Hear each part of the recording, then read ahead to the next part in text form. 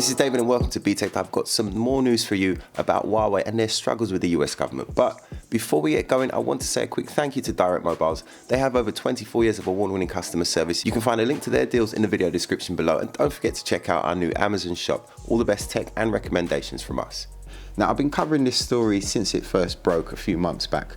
And I'm not sure if you remember, a few weeks ago, there was a story that said that Trump had actually eased some of the sanctions that the US had placed on Huawei. It was reported that quite a few more companies were actually now granted licenses to be able to deal with Huawei.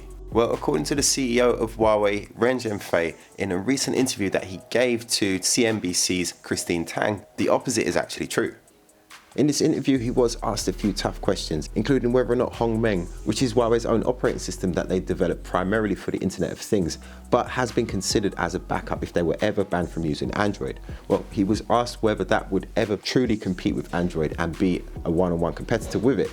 He evaded the question more than once and just basically said that he would like to continue working with Google, as Google are a good company. But he also did hint that if they wanted to, they would be capable of becoming a true competitor.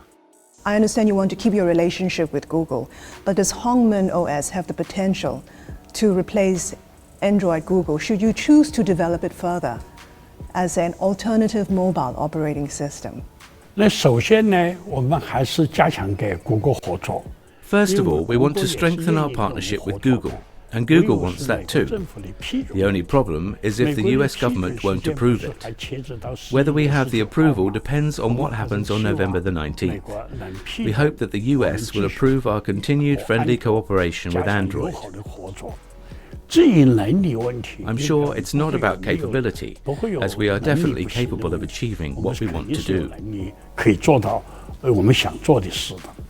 He was asked about the Mate 30 series as well, and why did they even bother to release it if they knew that it couldn't run Google? For the Mate 30, it has a lot of functions that would attract many customers. Whether people could accept our product without the pre-installed Android system, I need to test. They expect the number of Mate 30 sold to be around 20 million sets. Let's wait and see if people are actually willing to pay for our Mate 30 without the full Android system, whether people can still accept us. Just out of curiosity, did you bother to test Hongmeng on Mate 30? Not for now. But when it comes to the ban, it seems like the US have actually toughened up the sanctions against the Chinese tech giant. How it got reported in the news that they've actually reduced the sanctions against Huawei is anybody's guess. But here we have it straight from the man himself. The US has granted a temporary reprieve to allow Huawei to continue buying components from the US. To what extent have you managed to resume the supply of components from the US? The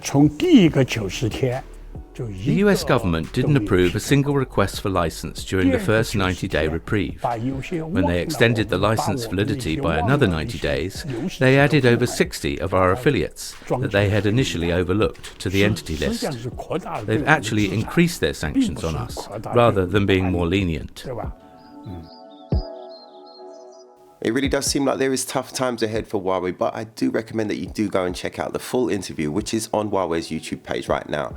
He talks about all the adjustments that he's had to make within the company to help them survive. It is a very interesting interview with some excellent journalism from Christine Tang from CNBC.